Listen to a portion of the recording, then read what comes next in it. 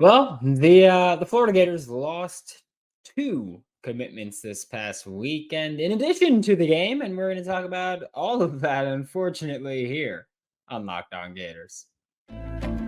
You are Locked On Gators, your daily podcast on the Florida Gators. Part of the Locked On Podcast Network, your team every day.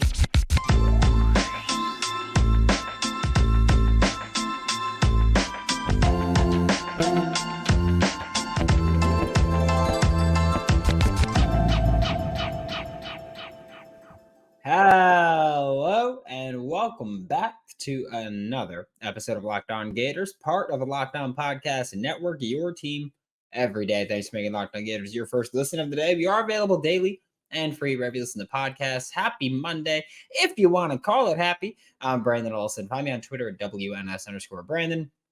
Find all my written work with Whole Nine Sports, Giants Country, NFL 33. Download the Game Time app, create an account, and use code LOCKEDONCollege for $20 off your first purchase. And like I said, Locked On Gators. I cover the New York Giants, so I'm just like in a world of pain right now this season. That's all this is for me. But I'm a lifelong fan of both those teams, so hurts in the heart. But Florida, this past weekend on Saturday, you lost Jamonta Waller, edge rusher, to Auburn. Sunday, you lose Wardell Mack, cornerback, to Texas.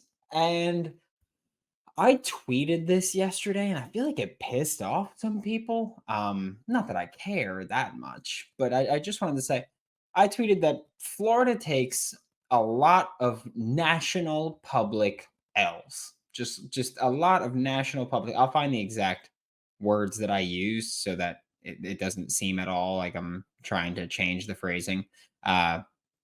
Just to help me. But I said, whether it's an NIL issue or a coaching staff issue, the Florida Gators continue to take L's in the eyes of the public. It's hard to sell trust the process when it's rare to show nationally why anybody should do that. And what I mean by that is not just losing games, but you do lose a lot of these big games that are publicly televised that people might actually watch, whether it's the Thursday night game against Utah, horrible showing. The Las Vegas Bowl last year, horrible showing. The Georgia game, a lot of people watched that. The LSU game, a lot of people watched that. That's what I mean by those literal losses on the field. And then you look at, again, the Jaden Rashada debacle, who everybody that cares about the Florida Gators program and everybody that cares about being right knows that what happened with the Jaden Rashada situation has nothing to do with the current Florida Gators. However, in the eyes of the national public, all they see is Florida Gators, Jaden Rashada. None of the shady lawyer details. They don't care about any of that. They care about getting the dunk off. They care about putting Florida on a poster. And then two decommits this past weekend. And you've been on the receiving end of a few bad flips. And so it's stuff like that. That's what I mean by public L's. I am not out on Billy Napier and this coaching staff. Not happening right now. Again, maybe at the end of the year we'll reevaluate, but for now, I know that he's not going anywhere, so I'm not going to waste my time even considering it. So that's where I land on that. But you lost Jamonta Waller and Wardell Mack. I was told on October 4th, I put it in the Locked On Gators Discord. I said, hey, just heard some news about the 2024 recruiting class. Not great. I'll tell you more if anything gets confirmed. Then this happened, and I let them know. I was just like, hey, it was this. So October 4th, I was told Jamonta Waller was flipping to Auburn, that he told the coaching staff on October 4th. So I, of course, am in pain now because for a while I was kind of like, okay, maybe he is saying. That's not what happened. He flipped. It's hard to blame him. It's as simple as that. It's hard to blame him. It's hard to blame Wardell Mack too. I will say the Wardell Mack one I think is a bit more surprising just because you got Corey Raymond in Gainesville. We can question him all we want about has he lost his step. However, you look at the freshman the ones that the corners that he brought in, or the DBs, we'll say, that he brought in, they've made pretty considerable improvements. You look at the guys who were here that weren't Corey Raymond guys, not really so much. So maybe we could look at that, because it's also different. Like, it's not just, oh, if you're a good coach, every player under you is going to work out, because you have to have players that are willing to work and develop there. And I'm not convinced that you've got that in the secondary throughout right now. So I get it. And I also get that in terms of these public L's that Florida takes, you just give up 700 yards to LSU, 600 of them to Jaden Daniels. He was the first player to ever have 350 passing yards and 200 rushing yards in one game. One game. I get it. So again, I don't care if it's NIL or if it's coaching staff or whatever the issue is. I care what the issue is, but I'm never going to find the answer.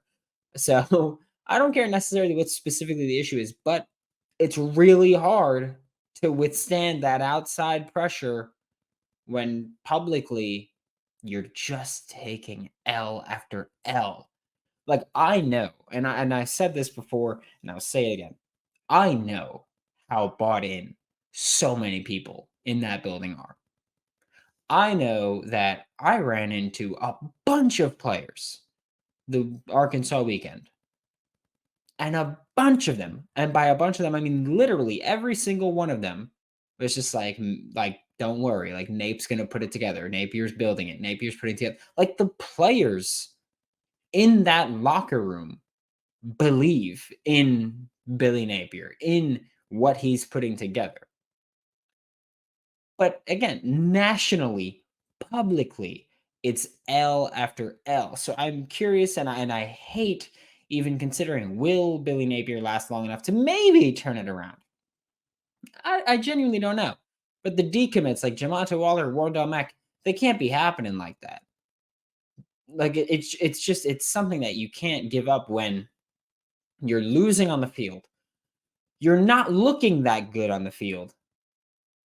And then you start losing commits, because the big selling point is, even if he's not a good coach, at least he's a great recruiter and bringing in all these big classes, high ranking classes, awesome classes, whatever. If you lose the recruiting class, you kind of lose a little bit of luster for that sell.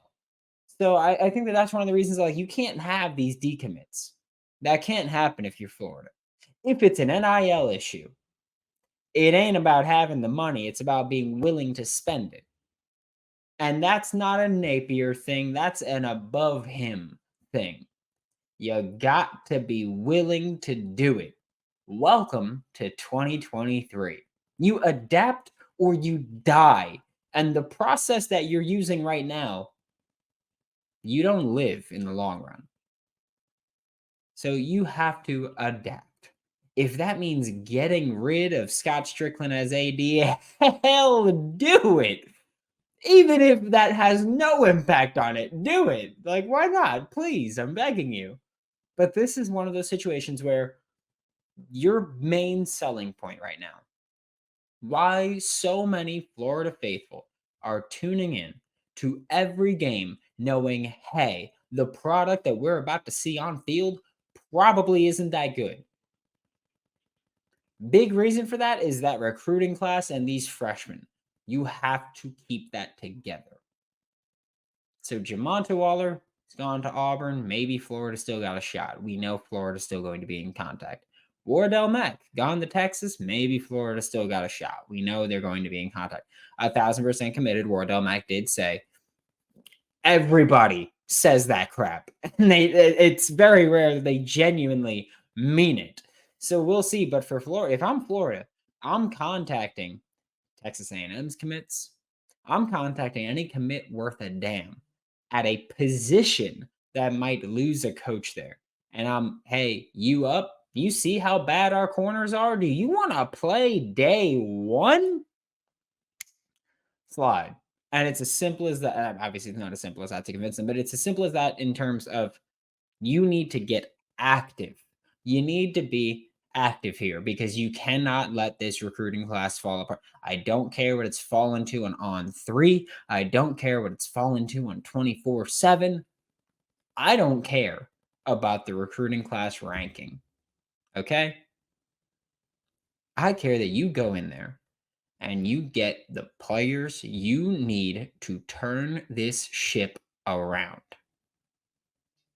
Okay? That's all I care about. I don't care if you're 1, 7, or 70. Get enough good players to compete in the SEC. I understand that, yes. If you want that, then that means you have to be like top 5 to 7. My point is, I don't care about the specific number as long as you bring in the dudes, because we look at recruiting classes all the time and we go, who the hell is that at the top? And then we look towards the bottom and it's like, oh, that's Ethan White. That's all SEC guard right there. Stuff like that. We see that all the time. So I'm not too hung up on the recruiting class ranking number. However, I certainly am worried about losing 2 guys who are dogs. Like I said it before they were Gator commits. I said it while they were Gator commits, and I'll say it now. If Jamonta Waller, Wardell Mack were dogs, I think Jamonta Waller would have been a beast in the SEC off the edge. Not going to be a Gator, most likely. Again, comes down to signing day until you put that pen to paper or however you do now, but not looking great there. However, Florida can add some talent. Jimbo Fisher got fired. I think that can help Florida a bit. Before we talk about that, the Florida Gators, well, they've got how many home games remaining this season? 1. Florida State.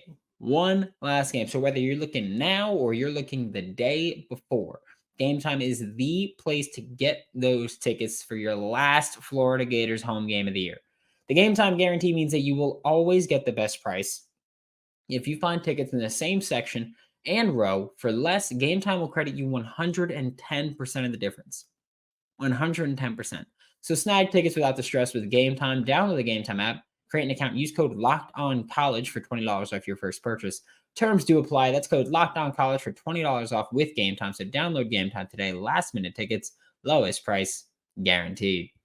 Thanks for making Locked On Gators your first listen of the day. Every day, we are available daily and free wherever you listen to podcasts. And like I mentioned last segment, Jimbo Fisher got fired. $77 million buyout. And as was asked multiple times in the Locked On Gators Discord, links in the description below,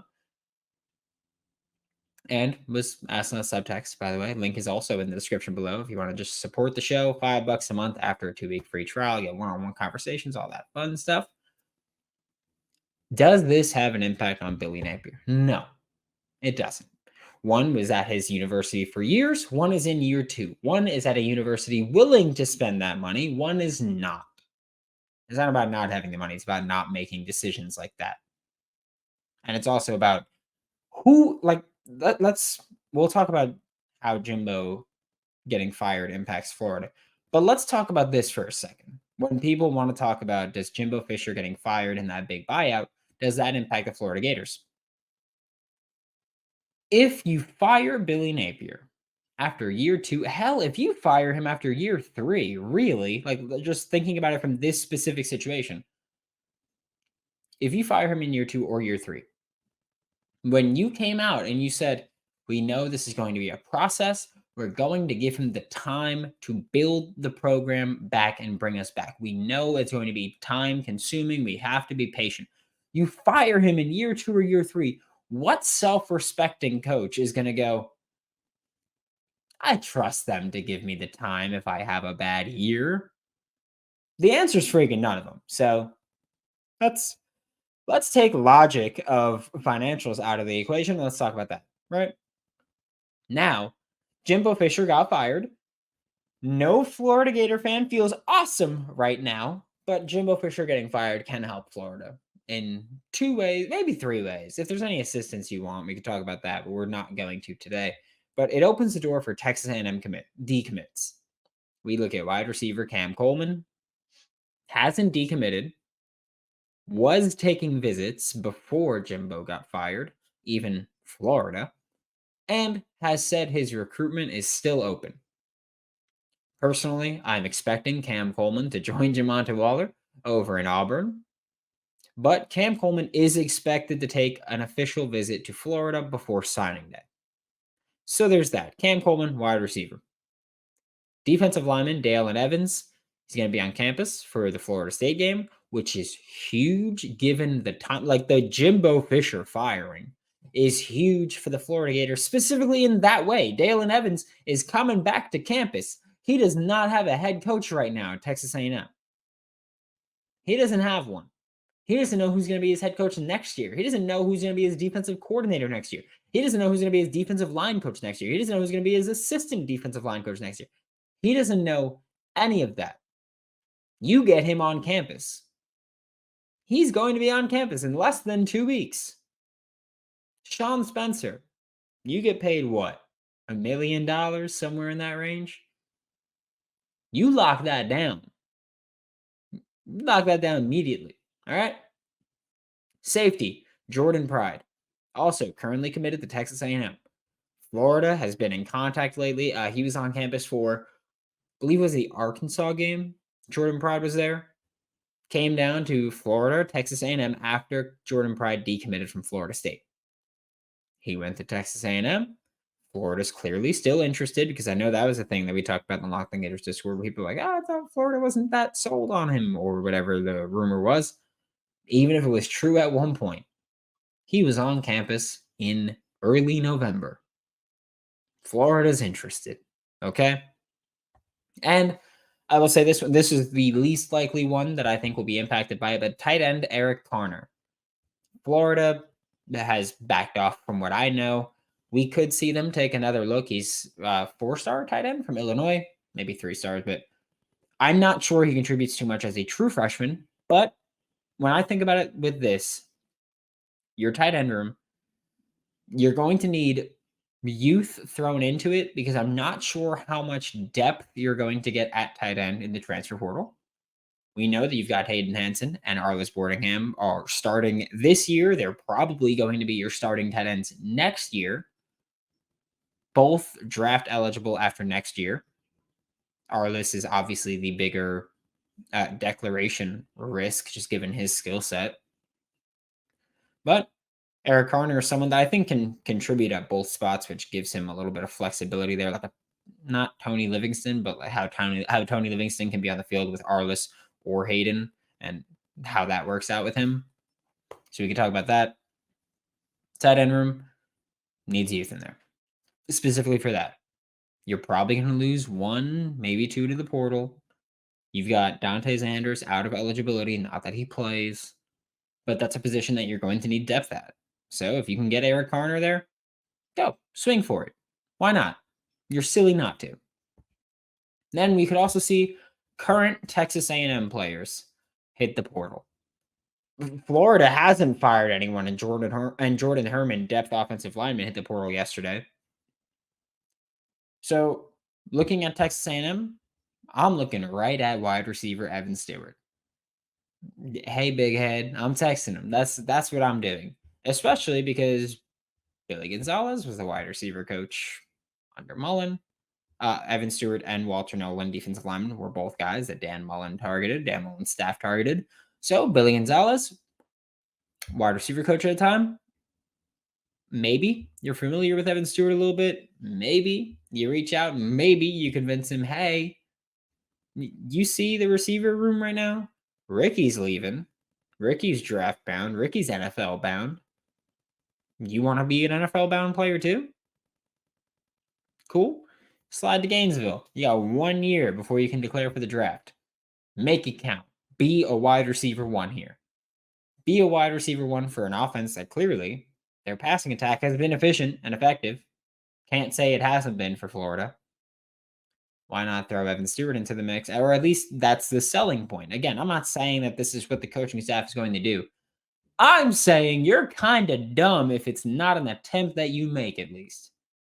So Cam Coleman is someone that, Florida, you're going to have to keep pushing for. He's been open to communication. He's been open to recruitment. You've been taking advantage of that.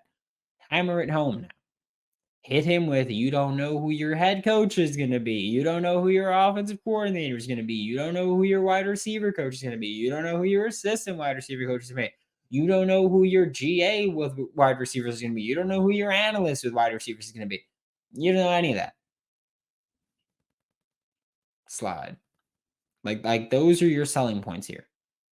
You look at Jordan Pride and you go, hey, you see how our true freshmen have been playing this year? You see how the upperclassmen have been rotating him and not very impressive? Take a spot. Eric Harner, you say, hey, you see what we've done with Hayden? You see what we've done with Arliss? You can probably play in both of those spots a bit. Slide. And that's how you have to fill out the rest of this recruiting class. And I will say, I know that I mentioned the portal here. I don't know definitively how Florida is going to approach the transfer portal this year. I will say, Billy Napier has kind of given not hints or clues, but he's kind of said that he's not happy with how they've attacked the portal in the past. I'm expecting change. I think that this offseason is going to be, this is irrelevant to Jimbo. I think this offseason is going to be the offseason where we find out if Billy Napier has a chance at succeeding. Because we saw how the transfer portal, like when he was coming in, that little transition, we can scrap that, sure. But we look at how he approached the portal after his first year, how he approached the portal this spring. We look at how he approached hirings. We look at all that stuff. Now this is the year where we find out, are you willing to hire the offensive coordinator and give up the reins? His first year, the offense was one of the most efficient in football, one of the most effective in football. Can't fault it too much. Wasn't explosive enough, wasn't good enough, obviously, because, well, you went 6-7, but still.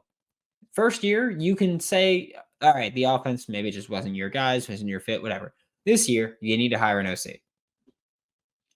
Do you keep Austin Armstrong? Do you get rid of him? I think you keep him. But this is the offseason that we find out what Billy Napier is made of if he stands a chance.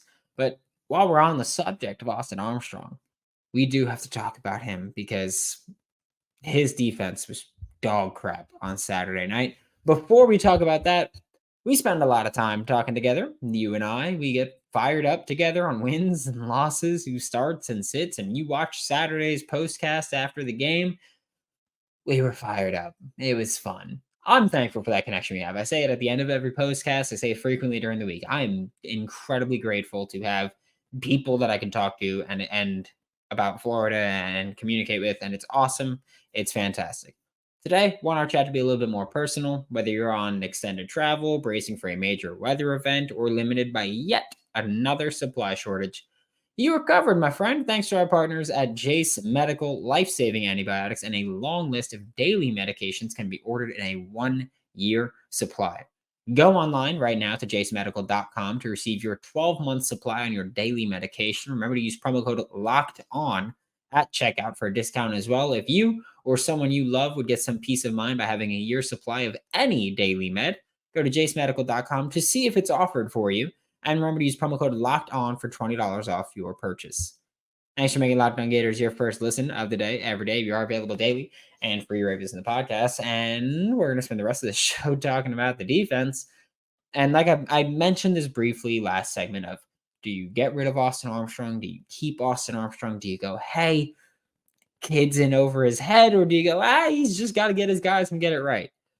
I think regardless of how you feel about Austin Armstrong, I don't think you replace him. I don't think you fire him. I don't think you tell him, hey, man, go try to get a job in the NFL because you're not going to be calling defensive plays here this year. I don't think that's something that you do. Mostly because if you go into year 3, if you're Billy Napier, if you go into year 3 with your third defensive coordinator, your third different defensive coordinator, I think that's a worse look than going into year 3 total with year 2 of a young defensive coordinator that was bad last year. For the same reason that I bring up why you don't fire Billy Napier, one of the many reasons you don't fire Billy Napier. And that is, if you fire Billy Napier, no coach worth his salt, no coach with self-respect is going to accept this job and want this job because they know, hey, You said you were going to give him the time and the process, and then you didn't. That's what you do with the DC, basically. You get rid of Austin Armstrong this year. Good luck finding a self-respecting DC that is going to believe that you're going to give him time, especially when he's not confident you're going to be here for year 4. Easy enough to sell you why Austin Armstrong is most likely going to be here next year. Cool beans. Got it. Defense. And I do believe that Austin Armstrong has a lot of learning to do. I think that he big brains himself sometimes. And I do think that sometimes he thinks that he's better than he is. However, he does still need better players. I can't tell you how many times I looked at a Twitter group chat or looked at the Locked On Gators Discord or looked at just the Twitter timeline and saw our defense is so slow. Our defense is so soft. Our defense is yada, yada, yada. None of that is on the coach. Okay? None of that is on the guy calling the plays on the defense. There are things that Austin Armstrong's bad at, and there are things where he needs to improve. But those complaints, not on the guy who just got here. Okay? This defense consistently got bullied off the line of scrimmage. This defense consistently got beat deep. I said this on Saturday in the postcast. The Brian Thomas touchdown, I think it was 37 yards. Jalen Kimber covering him. If you're watching the broadcast angle, bottom of the screen, Jalen Kimber, 6-7 yards off the line of scrimmage. Brian Thomas runs past him, runs a post, and scores a touchdown. The freaking second Jaden Daniels pulled the ball behind his head, I said touchdown. That's how bad this defense is, where I can't see the end zone. All I see is Jaden Daniels pull his arm back. I can tell he's throwing that ball deep, and I can make a general assumption that that man is open down there, and sure as hell enough, boom, touchdown. Do we get it? Like this cornerback room is bad. I will say also, because I know that yesterday Jason Marshall was responding to tweets, and he was like, what am I even supposed to do here on one of Jaden Daniels' long touchdown runs? Jason Marshall sucked on that play, sure. However, I'm not faulting the cornerback for not tackling the quarterback 25 yards downfield. I'm faulting the other guys in front of him for even letting him get that far. That was a complete defensive catastrophe. I'm not faulting a single individual player. I'm faulting the unit there. Defense against LSU consistently got bullied off the line of scrimmage. Consistently.